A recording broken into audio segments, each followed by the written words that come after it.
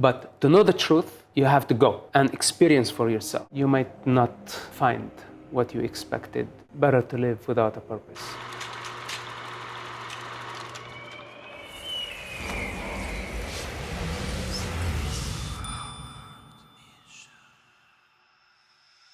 Hello, brother. Hi. Hi. Thank you for your time. Thank you for your interest. So, Mosab, now I would like to ask you about what is the purpose for you? Do you trust in this? You know, for many years I thought I had a purpose.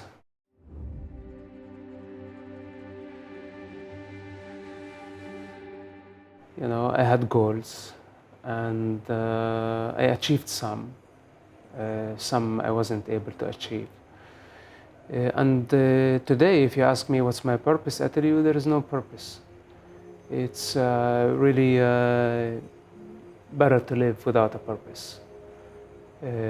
Of course, we always aspire, you know, to create change in ourselves and create change in society, but we cannot always succeed in our goals. So if there is a dream, you know, that could be a purpose. Maybe there is no dream at all. And also, I have exceeded many of my dreams in the real life. And when you arrive at the manifestation of a certain dream or a purpose, you know, or a goal, you start to realize, you know, that it's lots of work, and you might not find what you expected from the beginning. So as of now, I don't have like big goals or a purpose or a goal in life. I just go with the flow. I be spontaneous. I sometimes just focusing on the day, you know. And sometimes my friend asks me, "What's the plan for today?" You know, and I can answer. But if he asks me, "What's the plan for tomorrow?" I don't have answer. So it's very hard for me to tell me, like, "What's your purpose?" I had a purpose. Today there is no purpose. Maybe tomorrow there will be. It really doesn't matter. Well, I have experienced a lot. You know, I was born as a Muslim, then like in a very complicated Islamic class, which affiliated with rigid Islamic dogma. So this is the birthplace. I inherited religion, ideology from parents, and they had a purpose for me. You know, they wanted me to become somebody in Islam, and I choose different choice. I make my own path, but because I choose a different path for my life, I lose security and comfort of my parents and their society. Also, unfortunately, when you say no to the conditioning of your parents or society, also there are consequences. So the journey is not actually within a certain society, it's also the journey out, how you get out. You know, because getting out, imagine so many guards with guns and so many soldiers and so many barriers and so many walls of isolation and so many traps. All that, you know, I had to face throughout the journey. So it's not easy. You know, many people assume that you get out of a culture is easy. You just buy an airplane ticket and fly over political borders and you are in a new place. It's not as easy as that. In order for you to transcend, you know, your mental and spiritual barriers, cultural barriers, and most importantly, to transcend your conditioning, you know. This is the journey. From there, I moved to the United States, and I had encounter with Christianity, which, you know, it's like I personally fascinated by the persona of Yeshua, or in America they call him Jesus.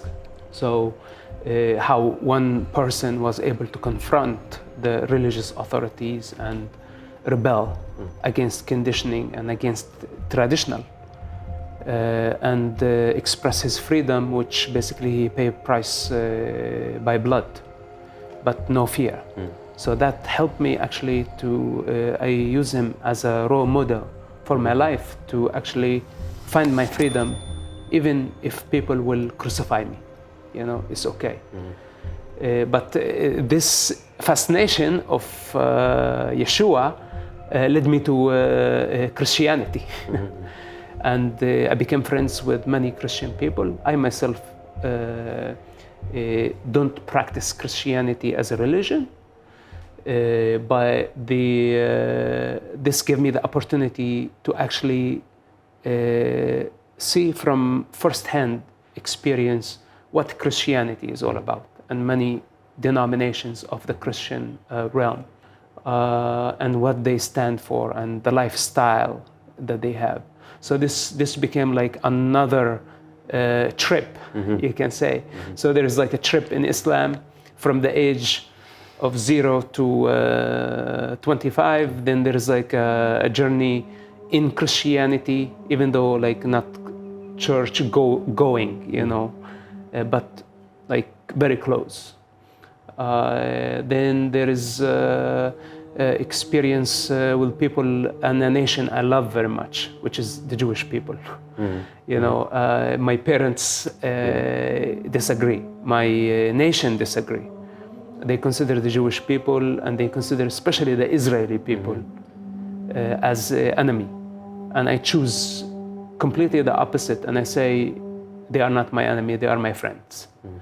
And this has been a fascinating journey for me, because when you get to the other side where everybody tell you they are bad, they are killers, they're killing us, they want to drink our children's blood, This is what people in hatred teach you as a child, and whoa, the Jews want to drink my blood, so as a child, immediately you start hating them, But to know the truth, you have to go and experience for yourself, see with your own eyes what they do. And this has been my journey. And I met most amazing people in the world, most creative people that contributed to humanity in every field of existence. So this is like another journey with Judaism, Then from there I moved to Asia, which basically gave me an experiment with a little bit of Hinduism, Jainism, and Buddhism. When I say all that, I don't mean like practicing as a religion, but I studied scripture. I met with unknown masters in that field, and gave me access to this culture. So as you see, there are so many cultural barriers that I have traveled through that brought me to this place today. Yes. And it's really, I cannot encapsulate all of it just in one sentence.